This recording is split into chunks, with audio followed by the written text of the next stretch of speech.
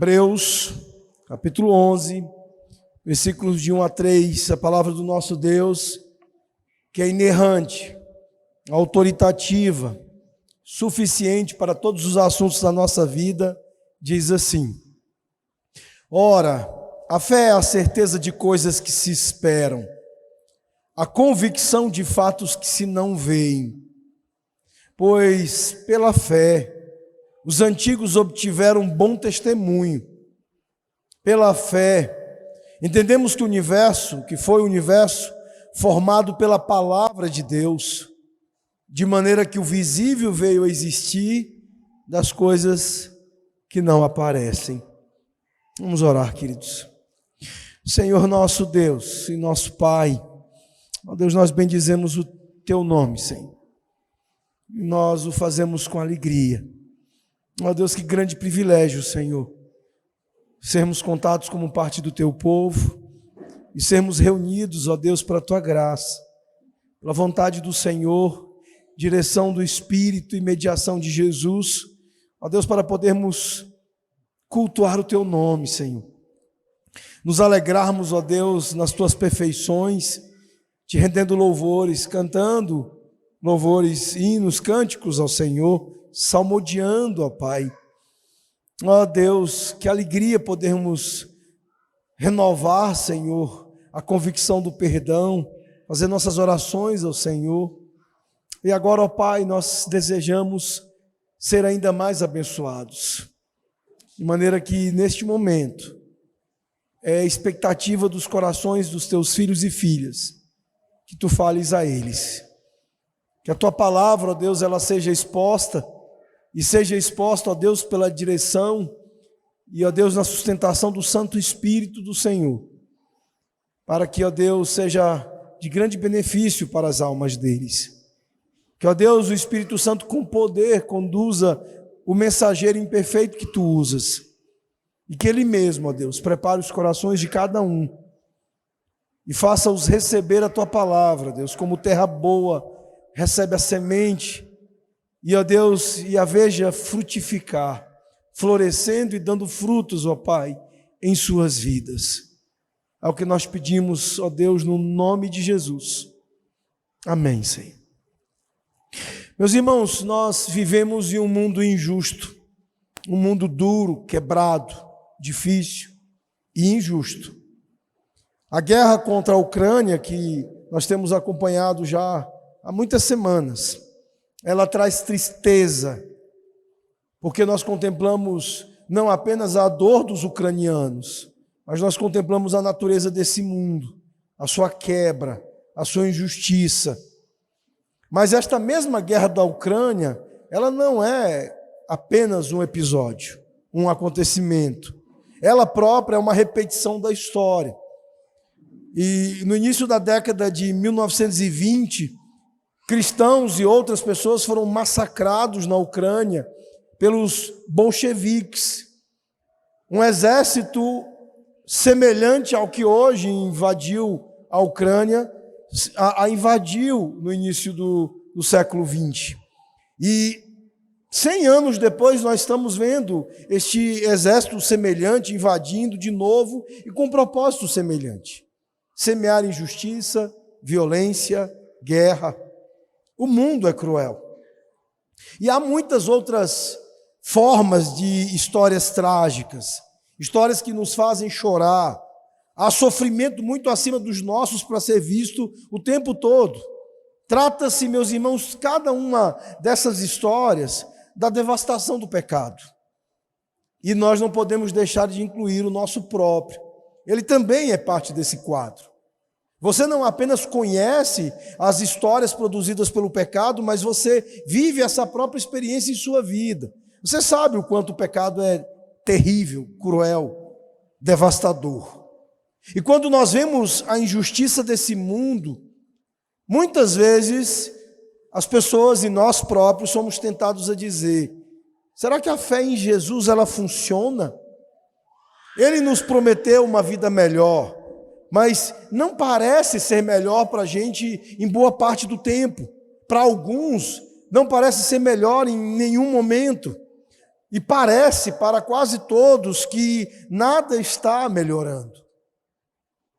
Tudo está tão terrivelmente quebrado que, em boa parte do tempo, tem sido esse o sentimento das pessoas. Será que eu devo simplesmente desistir de Jesus? Esse é o pensamento que passa pela cabeça de alguns. É assim que muitos pensam, é assim que muitos se sentem. E mesmo que você esteja protegido aqui na igreja por uma vida boa, em alguma medida, em algum ponto, você será tentado com esses pensamentos e sentimentos. A corrupção e a injustiça do mundo, criada pelo pecado pessoal, nos traz com alguma frequência desesperança.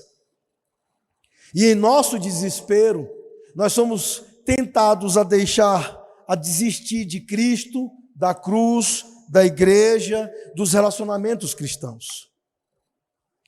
Não somos os primeiros a nos sentir assim. O livro de Hebreus é sobre tal grupo de pessoas.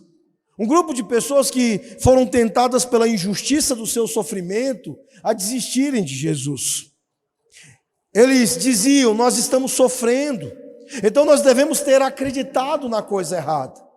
Esse era o pensamento de muitos dos crentes na igreja hebraica, a quem o autor aqui escreve.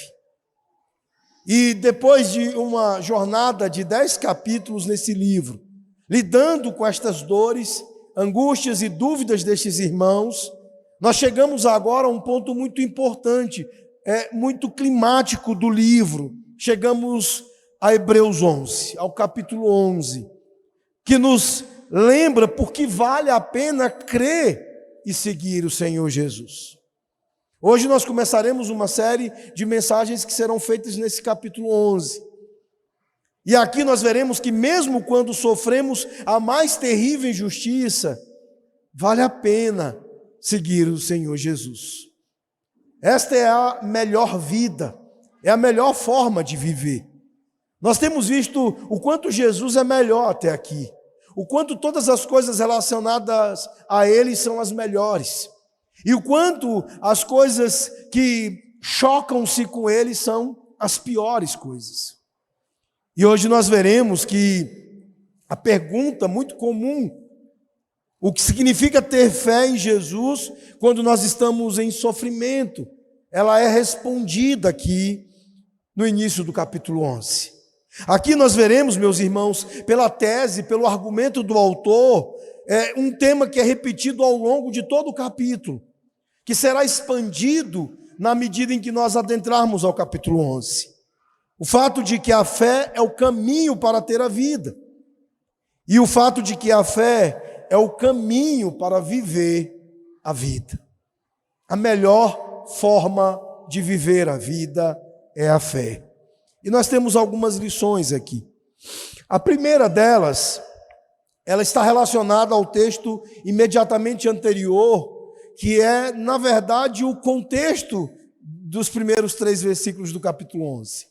Os versículos de 32 a 39 de Hebreus 10 formam o contexto que traz-nos imediatamente esses 3 versículos. Leia comigo novamente de 32 a 39. O texto diz assim: lembrai-vos, porém, dos dias anteriores, em que, depois de iluminados, sustentastes grande luta e sofrimento, ora expostos como em espetáculo, tanto de opróbrio quanto de tribulações, ora tornando-vos coparticipantes com aqueles que desse modo foram tratados. Porque não somente vos compadecestes dos encarcerados, como também aceitastes com alegria o espólio dos vossos bens, tendo ciência de possuirdes vós mesmos patrimônio superior e durável. Não abandoneis, portanto, a vossa confiança. Ela tem grande galardão. Com efeito, tendes necessidade de perseverança, para que, havendo feito a vontade de Deus, alcanceis a promessa. Porque ainda dentro de pouco tempo, aquele que vem virá e não tardará. Todavia o meu justo viverá pela fé e, se retroceder, nele não se compraz a minha alma. Nós, porém, não somos dos que retrocedem para a perdição, Somos, entretanto, da fé para a conservação da alma. Meus irmãos, quando nós entramos no capítulo 11, esse é o contexto. Os últimos versículos do capítulo 10 que resumem toda a aflição, toda a peregrinação de sofrimento, de angústia destes irmãos a quem o autor está aqui lidando para encher de esperança, ao passo que também os admoesta, os exorta. Aqui no capítulo 11, nesta sessão de abertura, o escritor ele está fornecendo 3 implicações sobre uma vida de fé contínua. A fé que ele disse no final do capítulo 10 ser aquela pela qual o justo viveria.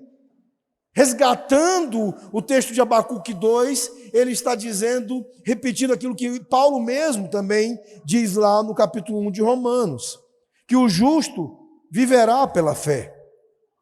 Então ele estabelece 3 implicações. Mesmo que estejamos vivendo em um mundo injusto, debaixo do mais duro sofrimento, essa é a nossa maneira de viver. Ele havia terminado a sessão anterior, estes versículos que acabamos de ler, para encorajá-los depois de uma dura demonstração a respeito da apostasia, do perigo da apostasia e suas consequências terríveis. E então agora, como parte deste encorajamento, ele vai começar a abrir, a expandir para estes irmãos o que é fé, como é a fé e como eles devem viver por esta fé. Então, ele estabeleceu o contexto da fé, que era o próprio sofrimento deles. Ele está dizendo, olha, é disso que vocês precisam. Esse é o contexto pelo qual a fé se realiza. Diante de desafios, dificuldades, sofrimentos, tribulações, as duras coisas pelas quais vocês passaram e ainda estão passando, esse é o contexto apropriado à fé. A fé é exigida, a fé é arrancada de nós justamente nestes momentos. Então, o encorajamento resumido nestes últimos versos do capítulo 10, eles serão agora expandidos ao longo de todo o capítulo 11. De maneira que a maneira comum pela qual nós vemos esse capítulo, ela é, digamos, um certo empobrecimento do que está aqui. Nós temos muito mais do que uma galeria da fé no capítulo 11. Nós temos aqui o precioso trabalho de um pastor em expandir o seu ato de encorajar as suas ovelhas, aqueles que estão sofrendo e correndo o risco de abandonarem a sua fé. Ele vai, ao longo desse capítulo, usar de exemplos piedosos para fazer esse encorajamento. Mas a chave para este capítulo está justamente nos versículos que nós lemos. Porque esses irmãos estavam sofrendo, mas mesmo diante do sofrimento, eles precisavam perseverar. E a alma dessa perseverança é a fé. Eles deveriam perseverar pela fé. A perseverança só vem por meio da fé. Então ele está falando sobre confiar que Deus retornará, que Ele estabelecerá seu reino, que Ele corrigirá tudo. E então é por isso que ele estabelece conexões com textos como o de Abacuque, capítulo 2, versículos 3 e 4, para estabelecer algo importante aqui em nosso texto. Para estabelecer o fato de que a fé é um estilo de vida e é um padrão contínuo na vida do crente. Justo aqui é uma palavra para se referir ao crente, ao cristão. Aquele que crê em Jesus, ele tem na fé o seu padrão, o seu estilo de vida.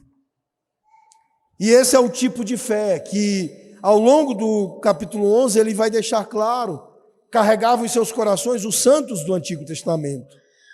O escritor, ele tem aqui exatamente aquilo que eles precisavam ter, como eles deveriam viver, como deveria ser a vida deles. E então, sem fazer qualquer intervalo, ele começa, então, o capítulo 11. Alguns destaques que a gente precisa fazer aqui. Até aqui, meus irmãos, no capítulo 10 de Hebreus, nós vimos apenas alguns nomes do Antigo Testamento sendo mencionados. Nós vimos Abraão, Melquisedeque, Moisés, Arão e Josué. E ele vai continuar agora, no capítulo 11, com os nomes do Antigo Testamento. E vai trazer nos nomes mais notáveis, outros mais comuns. Mas o fato é que ele vai continuar ainda só com nomes do Antigo Testamento, para estabelecer uma ironia aqui. Porque os leitores, eles estavam sendo tentados a voltar ao Antigo Testamento, ao judaísmo. E ele então afirma que esse tipo de volta contraria a própria herança espiritual que eles tinham nestes nomes, em todos esses nomes, em todos esses homens. Isso porque, meus irmãos, os crentes fiéis do Antigo Testamento, eles viveram a fé no seu tempo com os olhos no Calvário. Eles viveram a fé no seu tempo se apegando a uma antecipação de Cristo. E essa será a larga exposição que o autor fará ao longo do capítulo 11. Olha, todos os nomes que representam os grandes nomes da fé para a qual vocês acham que estão voltando, ao voltarem para o judaísmo, na verdade vocês estão contrariando tudo o que eles esperavam. Porque tudo que Abraão desejava e todos os outros era encontrar Jesus, que estava muito à frente dos seus olhos, no futuro, lá no Calvário, muito distante do tempo em que ele viveu. Era para lá que estava posta a fé de Abraão, a fé que eles conheceram, a fé que eles estavam vivendo, era precisamente a fé para a qual todos estes homens lançou a sua confiança, lançou os seus corações. Então, estes homens notáveis, eles serão mencionados. Assim como também nós veremos ao longo dessas exposições, homens comuns, todos eles marcados pela fé. Homens que eram homens de fé porque precisavam de um Salvador, porque também eram homens tolos, como Abraão foi capaz de mentir diante do medo e colocando em risco sua própria esposa. Como todos eles foram homens que oscilaram entre momentos de coisas maiores e momentos de coisas muito tolas. A ênfase que Deus nos dá nesse texto e nas exposições que veremos, meus irmãos, está em que Deus os preserva, em mantê-los confiando nele como faz conosco. A fé destes homens era sobretudo um trabalho de Deus. Era Deus os mantendo confiantes nele. O que nós veremos é que o texto não estará descrevendo a fé de uma elite espiritual, selecionando alguns grandes momentos em que Deus permitiu a fé na vida destes homens aqui. O que nós veremos é que ao longo dos séculos Deus estava na vida destes homens, os sustentando pela sua própria graça, e eles confiarem em um grande Deus. Deus não fez o que fez na vida destes homens para os transformar em heróis, mas para lembrar seus leitores de como Deus permitiu que o seu povo, com fracassados como a maioria de nós, perseverasse pela fé. Esta era a intenção do Senhor. Uma certa ocasião, lecionando na escola dominical, eu acredito que foi pelo ano de 2006, eu disse que Abraão era um mentiroso. Uma irmã quase me bateu. Como é que o senhor ousa, o senhor tem coragem de falar desse jeito do pai da fé?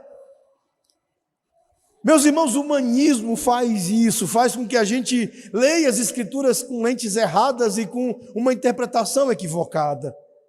O grande ator e protagonista em todas estas coisas que serão expostas aqui no capítulo 11 é o próprio Deus. Ao longo dos séculos, sustentando esses homens, mantendo-os confiantes nele, para que servissem também do testemunho daquilo que nós precisamos. O herói é Deus, não estes homens. Todos eles foram agraciados pela misericórdia e bondade deste grande herói, o nosso Deus revelado a nós no Senhor Jesus Cristo. Então este capítulo não é sobre uma fé sobre-humana, é sobre o tipo de fé que Deus sempre deu ao seu povo desde o início e que Ele continua dando ao seu povo hoje, e que Ele dará e sustentará para o seu povo até a volta de Jesus. Porque nós precisamos.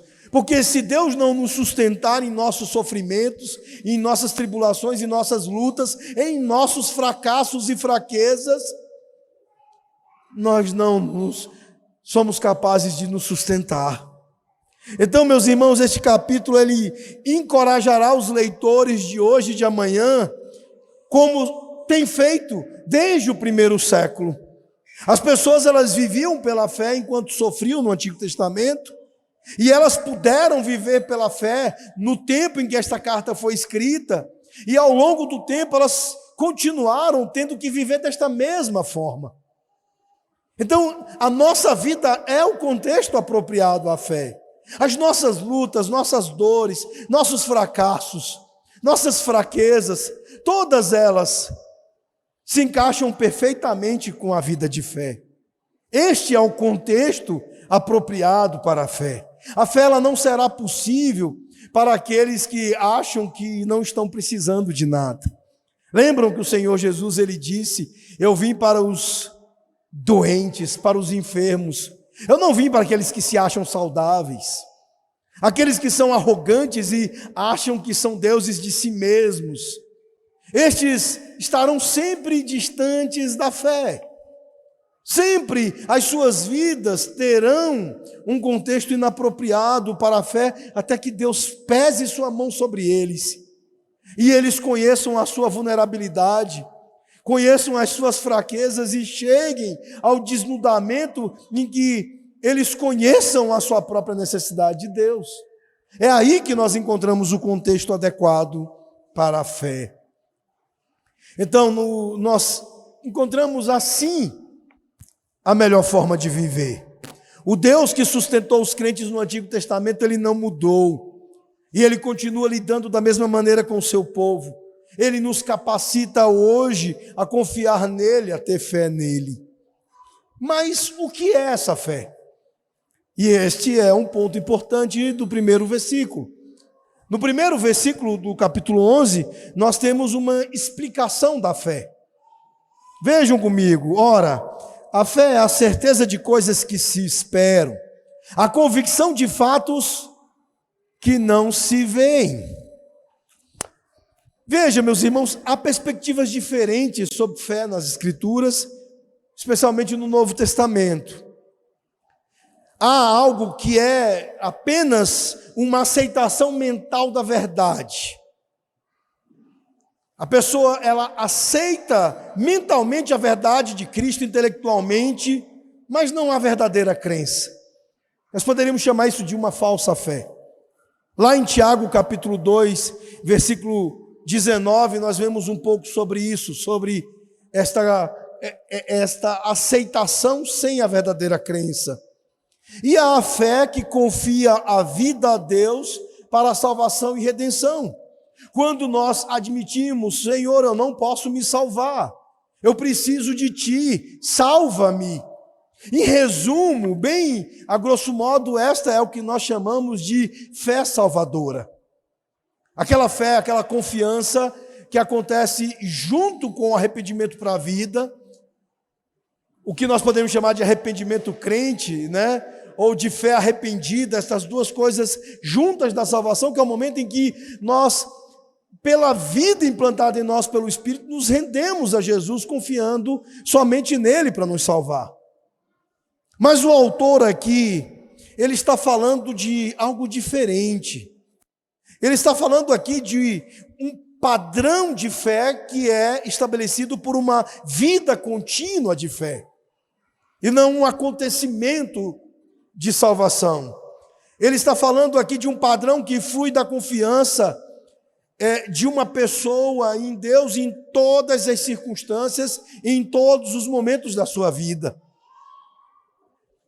é uma perseverança e uma persistência com Deus, uma caminhada com Ele.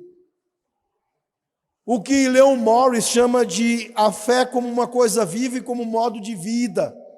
Ele está falando, obviamente, aqui de algo que é posterior à fé salvadora, que é como se fosse o segundo momento da fé na vida do crente, a fé pela qual ele vive todos os seus dias. Ele não está se referindo de maneira específica e direta à fé salvadora. No original é como se ele estivesse falando de uma vida fiel. Nós sabemos que estas duas palavras andam juntas. Pistis, de fé no grego, e pistos, que deriva dela, para fiel no grego. Fé, confiança e fidelidade são conceitos próximos, muito próximos, com a mesma raiz. É por isso que Deus não confia no homem, porque ele não pode ter fé no homem. Quando nós falamos da fidelidade de Deus ao homem, há um peso equivocado se esse entendimento não for esclarecido.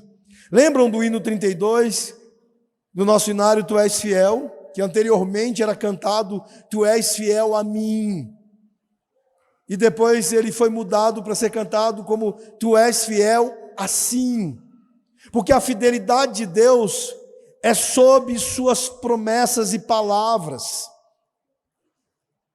Porque caso Deus fosse fiel diretamente ao homem, é como se ele confiasse no homem. E o homem não é confiável. A própria Escritura diz que maldito o homem que confia no homem. Então Deus não é fiel a nós. Ele é fiel a Ele mesmo, às suas promessas, às suas palavras, aos seus juramentos eternos. E a vida fiel do crente, ou seja, a vida de fidelidade do crente é, em trocados miúdos, meus irmãos, uma vida de fé, uma vida de confiança no Senhor. O caminho para viver a vida, como nós podemos resumir aqui. Então, quando ele diz, a fé é, isso aqui soa-nos como uma definição de dicionário, mas não é uma definição completa o que nós encontramos aqui. No versículo 1, nós não temos aqui um conceito completo e abrangente de todos os sentidos de fé nas Escrituras, mas uma descrição de como a fé se parece em um contexto como aquele que os hebreus estavam vivendo. Como é que nós devemos entender a fé no contexto da fé, da vida difícil que estes irmãos estavam vivendo e que nós vivemos, podemos estar vivendo. Então é isso que ele está conceituando aqui. E ele faz isso de duas maneiras. A primeira, ele diz que o caráter da fé é confiança na provisão futura de Deus. Ele diz que são a certeza das coisas que se esperam. A fé, meus irmãos, é o fundamento da esperança. Esperança que é a fé posta para o futuro. É a fé olhando para o futuro. A fé dá às coisas esperadas uma realidade substancial que será revelada no momento certo. Cristo vai voltar, nós sabemos disso. Nós confiamos nisso. Está tentando nos fazer, com esta confiança, olhar para o passado, para o hoje e para a eternidade, e sobre todo este olhar abrangente com que olhamos, repousando sobre tudo isso a fidelidade de Deus. Este é o primeiro aspecto, ou o primeiro caráter que o autor está colocando aqui para a fé, quando diz que é a certeza de coisas que se esperam. Nós esperamos Jesus voltar. Nós esperamos um novo corpo glorificado, sem pecado, celestial e pronto para novos céus e nova terra. Isto é fé. É o primeiro aspecto do caráter da fé com a qual eu vivo no meio dos sofrimentos. Eu tenho certeza das coisas que eu espero, das coisas que estão a caminho, das coisas que estão vindo. Mas ele também diz que o caráter da fé é uma confiança em Deus quando o futuro é invisível. Ele diz de coisas que não se veem. Então ele está expandindo um pouco a ideia de esperar, para dizer, olha, o que eu espero? Eu espero coisas que não são visíveis. Eu espero coisas que são, além de futuras, invisíveis. Quando ele usa a expressão convicção, ele está se referindo a algo que tem evidência e prova interna. Nós estamos, digamos, cheios de provas e evidências, o que consolidam em nós uma firme convicção de que essas coisas vão acontecer. Isso serve para afastar da ideia de fé aqui algo como um desejo precipitado, subjetivo, débil, até infantil. Por exemplo, vocês já devem ter ouvido a fé ser ilustrada como um salto no escuro. O fato de nós esperarmos coisas invisíveis, realidades que não são vistas pelo sentido da visão, nem tocadas pelo sentido do tato, não quer dizer que estas coisas não sejam substanciais, sejam realidades substanciais. Ou que não tenhamos provas e evidências para formar a nossa convicção. Então nós não estamos falando de um salto no escuro. E normalmente é colocado de maneira bem infantil, porque nas ilustrações que eu já ouvi, inclusive de pastores presbiterianos, equivocadamente, é colocado uma criança e o pai, ele só ouve a voz do pai e ele diz, pula filho, fecha os olhos e pula. Como se fosse algo de fato infantil. E se tem uma coisa que esta fé não é débil, infantil, ingênua. Não é, meus irmãos.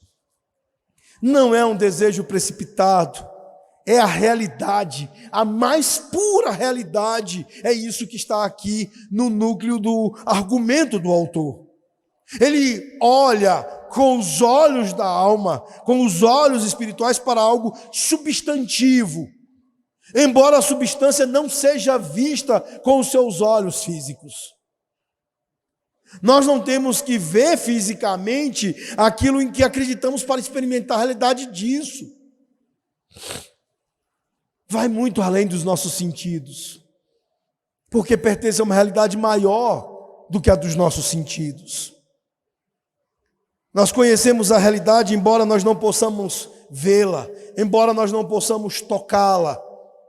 O problema é que na limitação da nossa mente, dos efeitos do pecado sobre a nossa mente, nós achamos que aquilo que os nossos sentidos não veem ou não tocam, que não são reais.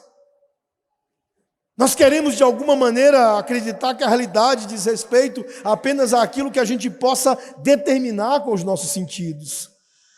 E isso sim é infantil, isso sim é débil. Veja, meus irmãos, a fé cristã é uma sólida confiança nas realidades futuras e nas realidades invisíveis prometidas pela palavra de Deus. Embora essas realidades não sejam acessíveis aos nossos sentidos físicos, elas ainda são reais.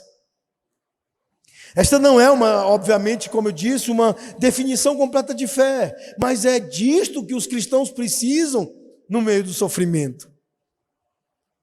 Foi isso que os irmãos do passado e até mesmo os nossos irmãos do presente que estão sendo martirizados, é disso que eles viveram ao longo de todo esse tempo, no meio dos seus sofrimentos mais duros e terríveis. E a nossa convicção é de que Deus está trabalhando nos bastidores. Por mais que nós não estejamos vendo com os nossos olhos ou os outros. E nós somos os mais ousados do mundo por essa causa. Nós não somos arrogantes como o mundo é arrogante, porque nós não somos seguros de nós mesmos. Nós somos, meus irmãos, seguros dele e de sua palavra. Por isso os crentes são aqueles mais ousados que vivem e que já viveram sobre a terra. Porque toda a confiança deles repousa em um grande Deus. Enquanto toda a confiança daqueles verdadeiramente arrogantes repousa sobre eles próprios. Gente tola, como Mark Twain, que disse que a fé é tola, que a fé é uma crença ingênua. Gente tola e insensata como Richard Dawkins, que tripudia de Deus. Gente tola quanto aqueles que creem no cientificismo, como sendo a fé deles, porque é uma fé, a crença de que a origem desse mundo, que ninguém lá estava presente, tenha surgido do evolucionismo. Um cientista precisa tanto de fé quanto um cristão. O grande problema é que a fé deles repousa neles próprios, enquanto a fé dos cristãos repousa sobre um grande Deus e sobre a sua palavra fiel. O escritor de hinos, que vocês já ouviram aqui muitas vezes eu falando dele, um dos meus preferidos, junto com John Newton, William Cowper, ele escreveu o seguinte, em uma das coisas lindas que ele escreveu: Deus se move de formas misteriosas para realizar suas maravilhas. Ele imprime suas pegadas no mar e cavalga sobre a tempestade.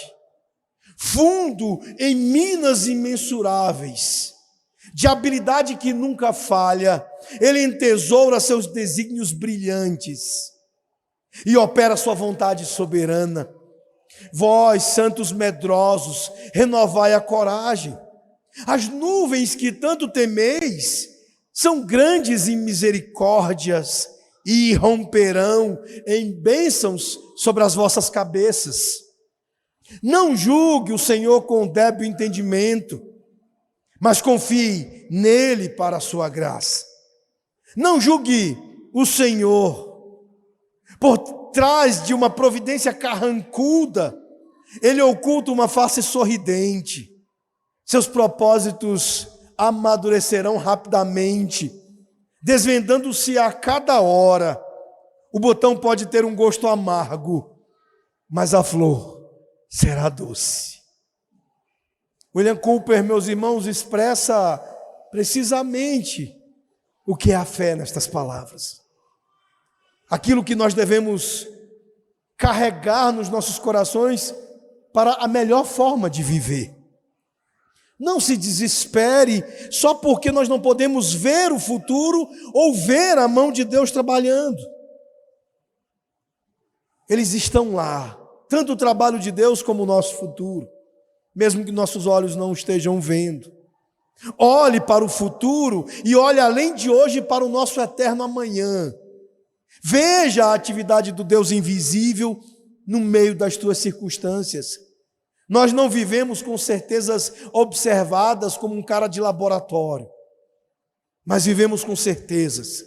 E uma certeza que nos estabelece que uma vida de fé é a melhor forma de viver. Segundo lugar, verso 2, o autor nos traz a graça da fé. Vejam comigo o que ele diz. Pois pela fé os antigos obtiveram bom testemunho. Meus irmãos, nós gostamos de fazer análises de custo-benefício. Pelo que eu conheço de vocês, eu acho que um dos melhores aqui nisso é o Bira. Eu brinco com ele, eu falo que o presbítero Birajara é o bironômico. Ele é bom em avaliar estas coisas aí do custo-benefício. Depois vocês conversem com ele. E nós precisamos fazer uma pergunta aqui. O benefício, ele supera o custo? Porque nós sabemos que há um custo para se viver assim. O texto nos deixou claro até aqui. O final do capítulo 10 nos deixou claro isso. Vejam o verso 35. Ele diz: não abandoneis, portanto, a vossa confiança, ela tem grande galardão. Mas o que ele havia descrito? Para este benefício, ele descreveu que eles sofreram, e não sofreram pouco. Eles sofreram seus próprios sofrimentos, suas próprias dores, e inclusive se compadeceram e se somaram e se juntaram a outros que também sofreram. Mas havia um grande benefício. Qual a vantagem de viver assim? Há um grande benefício, meus irmãos, e esse benefício ele foi visto historicamente no Antigo Testamento. E o verso 2 ele diz: pela fé, estes homens, literalmente os anciãos, os pais de vocês do Antigo Testamento, eles obtiveram bom testemunho. O que significa literalmente esse bom testemunho? Significa que eles obtiveram a aprovação de Deus. Significa algo como Deus deu testemunho da fé deles. Meus irmãos, esta é a avaliação final de Deus sobre as vidas destas pessoas que são aqui mencionadas na galeria de Hebreus 11. Pela fé, meus irmãos, nós não fixamos o coração na aprovação humana. Pela fé nós ansiamos de Deus, aqui vem de Deus a aprovação de Deus. E ela é a chave que abre tudo na vida cristã.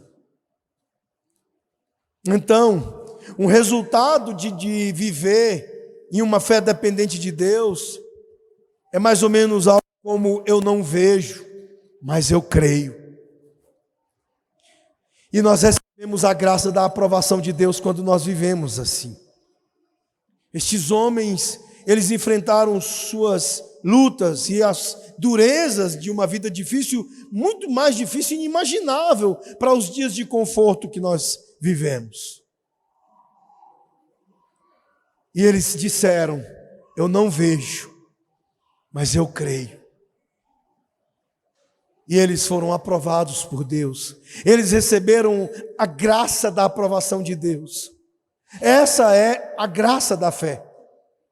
O fato de que vivendo assim, pode haver um custo muito alto, mas há um grande benefício, há um grande galardão. Nós chegamos ao ponto em que nós seremos aprovados por Deus.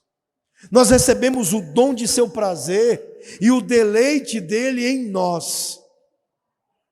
De podermos ouvir algo como: servo bom e fiel, entra no gozo, entra na alegria, entra no deleite do teu Senhor. Viver pela fé, meus irmãos, agrada a Deus, mas mais do que isso, obtém a sua aprovação. Sempre foi assim no Antigo Testamento, foi assim no Novo Testamento e continua sendo assim através dos séculos e nos nossos dias hoje. Então, esta é a melhor forma de viver, porque a graça da fé é fazermos pela bondade de Deus uma vida e vivemos uma vida onde há o deleite da aprovação do nosso Deus. E finalmente, no verso 3, ele nos dá um exemplo da fé. Vejam comigo o verso 3, ele diz: pela fé, entendemos que foi o universo formado pela palavra de Deus, de maneira que o visível veio a existir das coisas que não aparecem. Vejam que os elementos discorridos até aqui, falando de coisas invisíveis, está incluso aqui no exemplo que ele dá através da criação. Fato é que o autor, antes de fornecer ilustrações de muitas pessoas que demonstraram o tipo de fé que ele explicou aqui, ele escolhe fornecer como primeiro exemplo um tipo de fé que os próprios leitores já exibiam. Não é apenas algo que os leitores já acreditam, mas também é o mais antigo tipo de fé em Deus, o exemplo que é dado aqui no verso 3. Ele está dizendo: olha, pela fé nós entendemos que os mundos foram preparados pela palavra de Deus. Meus irmãos, é o relato da criação em Gênesis 1 e 2. É o exemplo mais antigo de fé na história, porque simplesmente é o início da história. E no verso 2 e 3, a expressão pela fé é usada aqui pela primeira e segunda vez. E vai aparecer no restante do livro, na verdade, ao longo do livro aparece 32 vezes. E 24 vezes apenas neste capítulo, se conectando com Hebreus capítulo 10, versículo 38 e Abacuque capítulo 2, versículo 4. Para nos dar um resumo de que a vida do crente é aquela que é vivida pela fé. Agora vejam, o exemplo ele se refere não apenas ao mundo físico, mas aqui quando diz que o universo todo foi criado, a ideia do autor é mostrar-nos Deus como o originador de tudo no tempo e na história. Tudo que sabemos neste mundo, meus irmãos, sabemos através do nosso Deus. Deus simplesmente falou e fez. Esta expressão, ela enfatiza a pronunciação do nosso Deus. Ele não só criou por meio da sua palavra, da sua declaração, mas ele sustenta tudo com a sua palavra, com a sua pronunciação. E ainda veremos no capítulo 12, versículos 25 a 29, que ele um dia julgará a todos com a sua palavra também. O ponto, meus irmãos, aqui do autor, é que nenhum homem viu o momento da criação. Darwin não viu. Richard Dawkins não viu. Nenhum desses caras viram. E nós também não vimos, como ninguém do povo de Deus viu. Ninguém viu. Mas nós vivemos dependentes desse ato. É preciso que nós confiemos que Ele continuará sustentando o mundo. E se podemos confiar para manter a Terra em órbita ao redor do Sol, o que o autor quer que você entenda é que você pode confiar nele sobre o futuro, que também é invisível como a criação para você.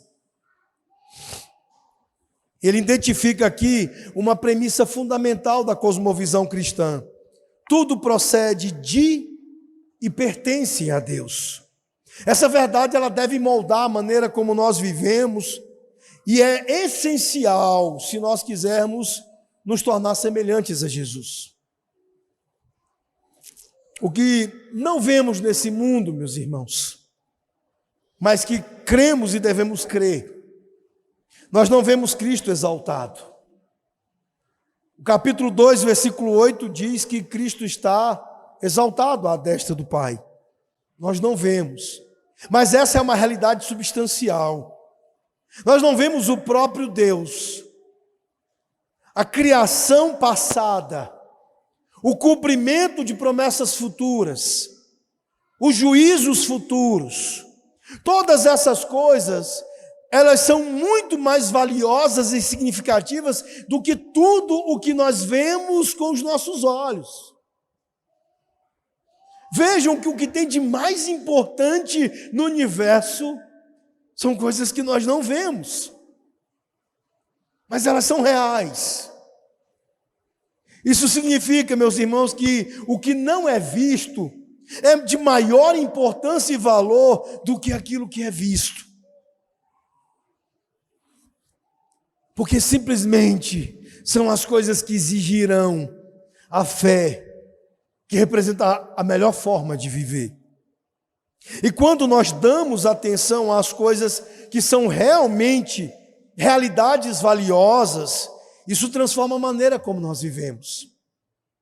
O mais importante não é o que a Globo News noticia para você sobre o seu país, o que a Globo News noticia para você sobre a Ucrânia, ou o que o seu blogueiro favorito está escrevendo e tuitando nas redes sociais. Essas coisas são todas de curta duração. O mais importante é a revelação de Deus. O mais importante é a revelação da supremacia de Deus, da fidelidade de Deus ao seu povo.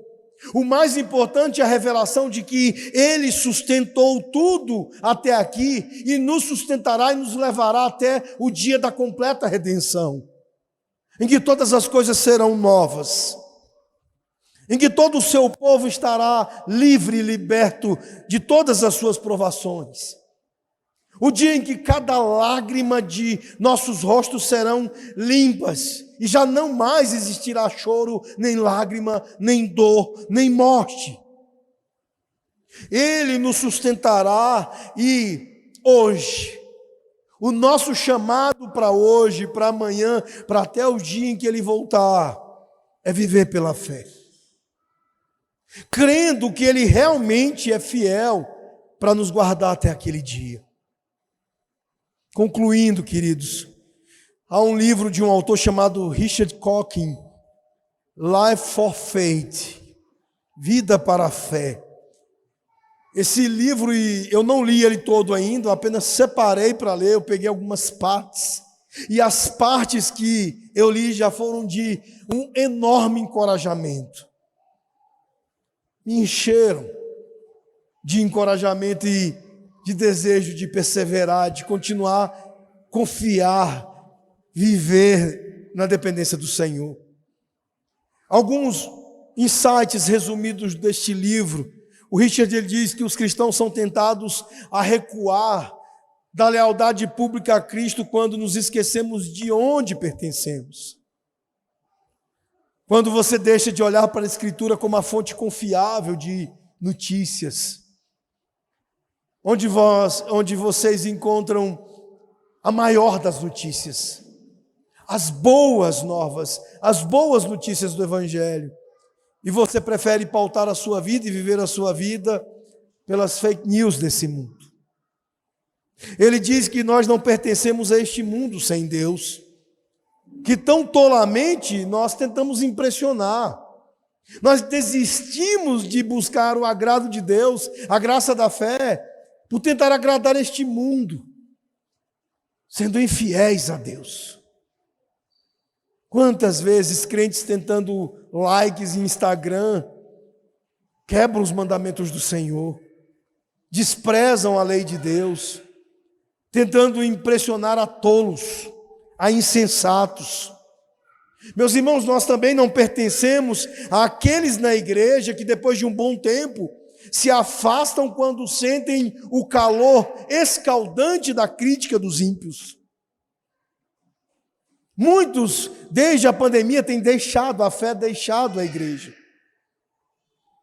Eu acredito que muitos mais deixarão quando se intensificarem contra a igreja acusações e mais acusações. Vários canais como o UOL, o tempo todo estão aí buscando formas de infligir acusações contra a igreja. Algumas são válidas. Tem uma parte da igreja aí apodrecida e praticando coisas horríveis, como, por exemplo, as histórias de abuso de crianças a partir de clérigos católicos romanos. Uma coisa lamentável e triste. A gente tem, de muitas figuras até da nossa igreja, o envolvimento com corrupção, com coisas que são absolutamente reprováveis. É por isso que é tão sério e tão grave quando a igreja tem um envolvimento orgânico com a política. Ao invés de aplicarmos os ensinos de Francis Schaeffer e termos apenas uma co-beligerância em algumas pautas e questões que são nos interessantes, necessárias. Mas o fato é que boa parte daquilo que se inflige contra a igreja são mentiras. É o diabo lançando contra ela mentiras. E muitos deixarão a igreja por causa disso. Nós pertencemos à grande nuvem de testemunhas deste capítulo 11. Daqueles que não recuaram. E como nós podemos, meus irmãos, recuar da lealdade a Cristo quando cada céu noturno, cada trovão, cada nuvem sobre nós lembram-nos de seu poder em cumprir as suas promessas? Como, meus irmãos, nós podemos confiar na promessa do Senhor? Mesmo que os eruditos nos digam que isso é tolice e bobagem, nós podemos confiar, porque a fé em sua palavra é a melhor maneira, a melhor forma de viver. Sabemos o que Deus pode fazer e nisso nós podemos crer. Você também pode estar confiante, seguro do que espera, confiante no poder de Deus para manter suas promessas de uma nova criação. Viva assim. Confie no certo que você não vê. Confiante na provisão amorosa de Deus, mesmo que você não possa ver. Porque você vive um universo incrível que prova o poder da palavra de Deus. Meus irmãos, esta é a vida. A melhor vida. A vida pela fé. A melhor forma de viver.